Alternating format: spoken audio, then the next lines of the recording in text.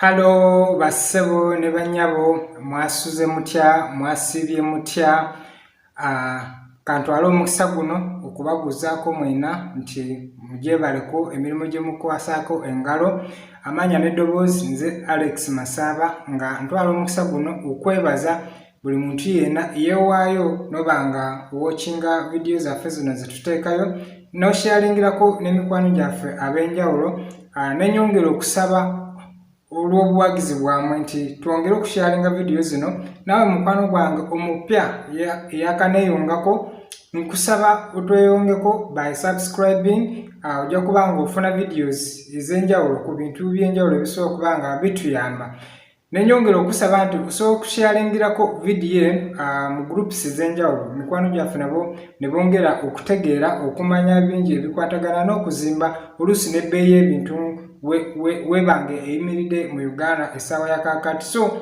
lwaleero ndi musanyufu okuba nti tugenda kulaba paati yaffe ey'okubiri ya roofing. Tuli mu 3 bedroom sitting dining ne shade. So tugenda kubeera tulaba paati yaffe ey'okubiri. Jjukira tugenda atambulira mu mitendera ogwasooka twalaba okuva ku foundation paka ku hollow plate. So lwaleero tugenda kubeera tulaba roofing yetaagisa ki material ki bbeeyi ki. So tugenda kubeera nga tubiraba naye nga tetunaba kugenda eyo munzikirize mpiseewoko obulango buno nyongera okutegeeza nti gwe mukwano gwange wena ndaba ng'olina bizinesi yo gyewandyagadde tubeere nga tukulangira ku channel eno inbox me tujja kuba nga tusobola okulangira bizinesi yo ensi esobole okugitegeera. Naawe eyandyetaaze poloti waliwo estate eyitibwa Ivory Estate esangibwa Namugongo Sonde. Estate eyo nnungi nnyo erimu amasanyalazi erimu solar lights ekiro ebeera eyaka in case singa amasanyalazi gaba gagenze still naye gaba tegagenze estate eyo ebeera eyaka ekiro.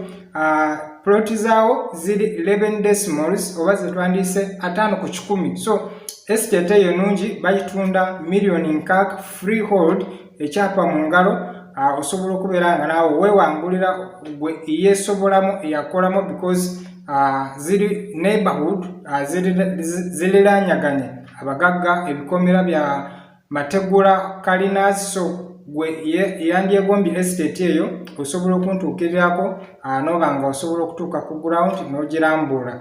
Then gwe yetaaze Bombo Road tukyanawo plots okuva ku million 5 million 7 endagaano ne tubeerawo ne 5 ku 10 mu bitundu nga Kavule, Sanga, Gombe, Kigogwa, Kiweebwa eyo yonna wakyaliyo plots endagaano 5 ku 10 eri ku million 12 13 then 5 ku 10 eri ku million 15 kyapa kyo ng'ogenda nakyo. So yetyaze ojja kubeera nga inbox me tusobole okubeera nga twogera ebisingako awo. So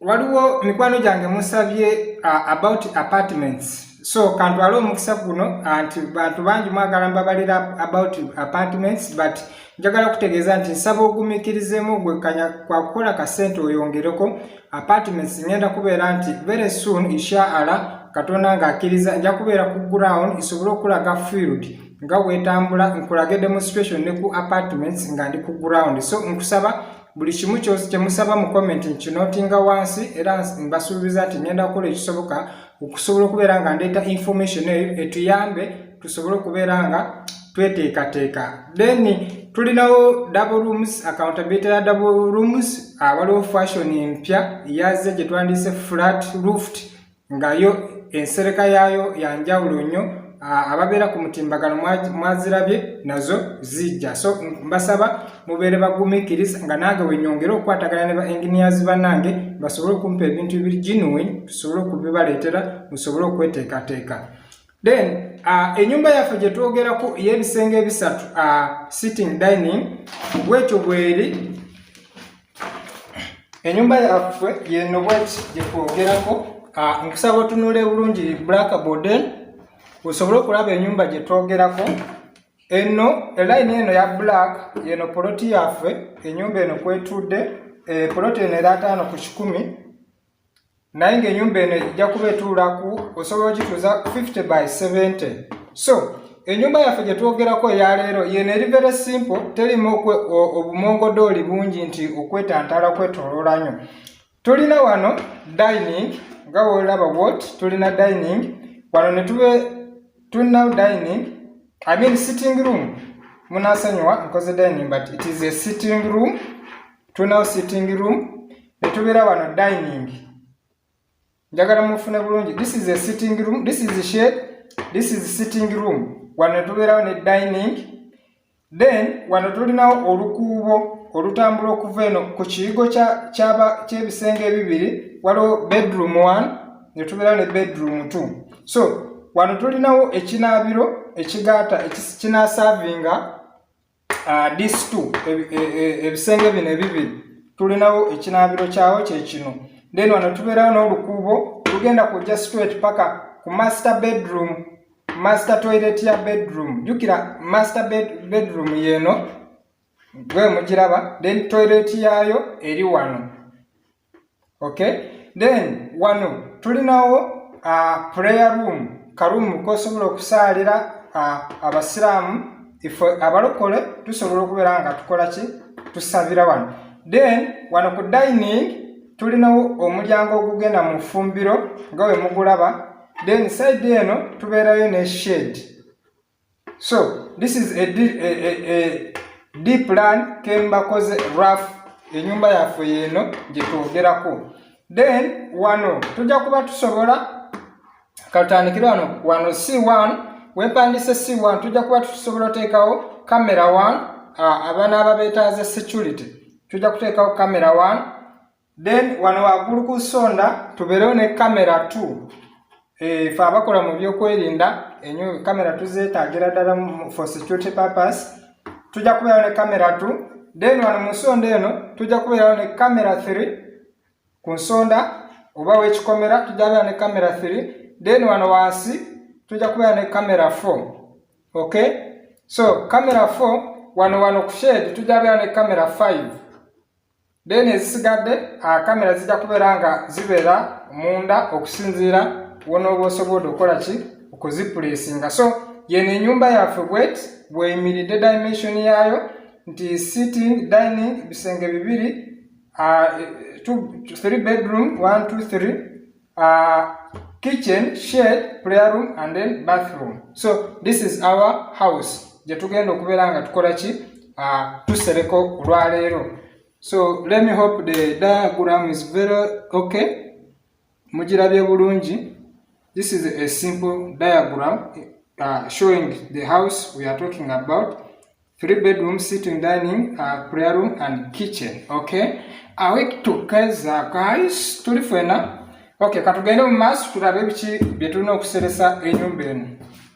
Kati gwe mwami Blackboard onjira obeera wano tusooke tuwe akaba baffe ennyumba bye balina okuteekako. Okay, tukomyewo kati tugenda kutandika okusereka ennyumba eno. But before nga tetuna kusoma ebintu bino mujja kunsonyiwamu bakama bange.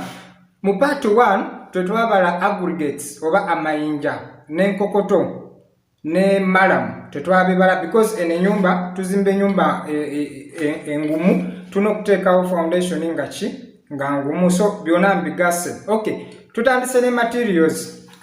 Ennyumba eno tujja kwetaagisa embaawo timbers 238 4x2, embaawo 4x2 ziri piece 238 times 15 ebeera $1,000,000 n'emitwalo 39.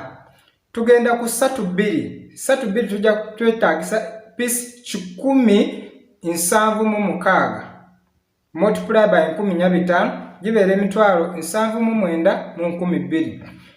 Twetaagisa 62 6x2 45 pieces multiply by 75 oba wetaagisa emitwalo 33,75. Netwetaaga nya 3 pieces 35 35 pieces times 75 gibe emitwalo 26,205.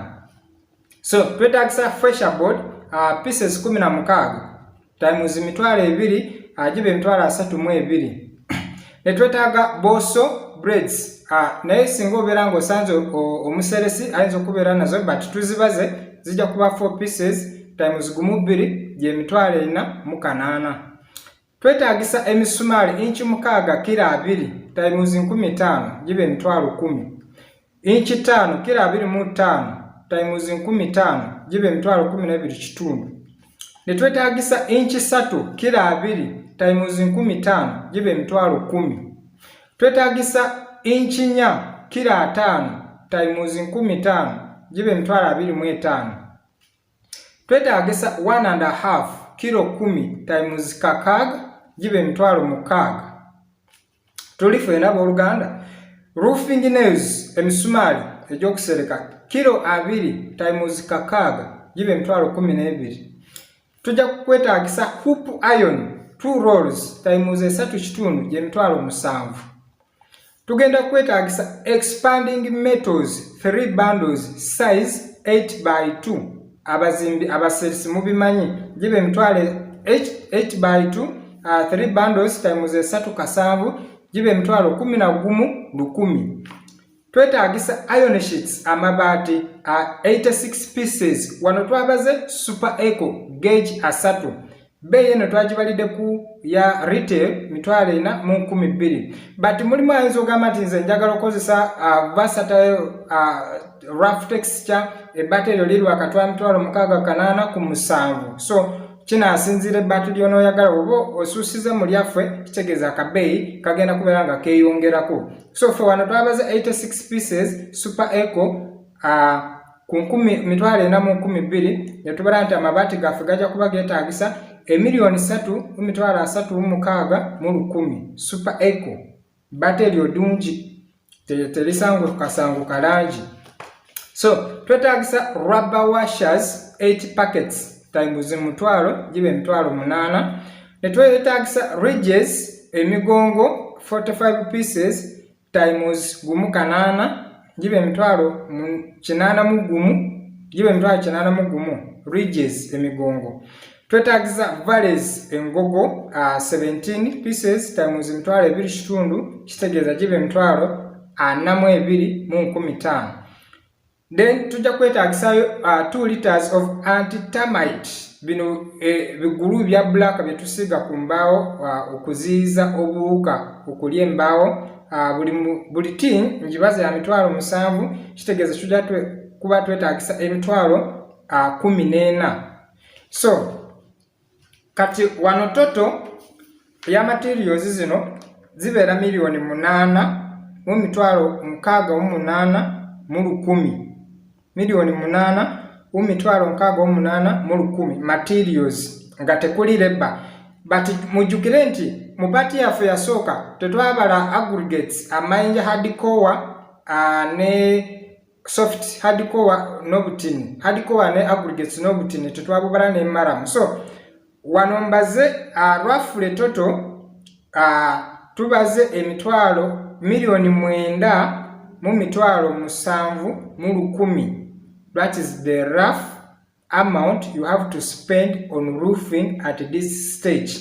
Okay, so remember guys, I'm giving you this one as a rough picture, but remember this amount will determine on your location and which type of engineered materials you are using, because mulimu mwabagala nga mwagala ebintu bya rice materials bya rice. So me mbawe ebintu according to the standard. Mani, I told you my motto is I prefer standard quantity not quality. Njagala nyo ekintu ekirungi ekyomulembe era I call upon this momwena abalina contracts you wish to have any project olina kyoyagala okuzimba anything concerning real estate, nkusaba inbox me book ya appointment, because anytime from now in publicity na tete I'm gonna pay on hashtag. So inbox me twogere tubalebalemu tulabe biki ebyenetaagisa tugende tusitule omulimu. Masaba & Sons Construction Company egenda kubeera nga teyakabinyonyo company yaffe saawa yonna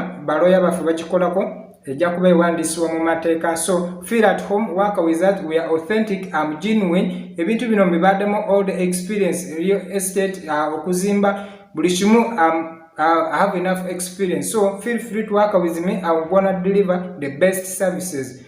Okay, if you need my services, please inbox me +974 asatu 930146 +974 30 930146. Services at your door stops. So we are there to serve the nations. With this dream, God will bless us and we achieve the best. So bino byembaletedde. Now next part tugenda kuleta about ceiling and windows, amadinisa, enzigi ne ceiling. Umanye material ki ezina costinga osobole okweteekateeka ennyumba eno yonna. Ugenda kumanya sente zigenda kukostinga ennyumba eno ng'oli wano ku podium. Don't forget to subscribe to this channel and continue sharing with a friend. Mbagala nnyo. For today I sign out.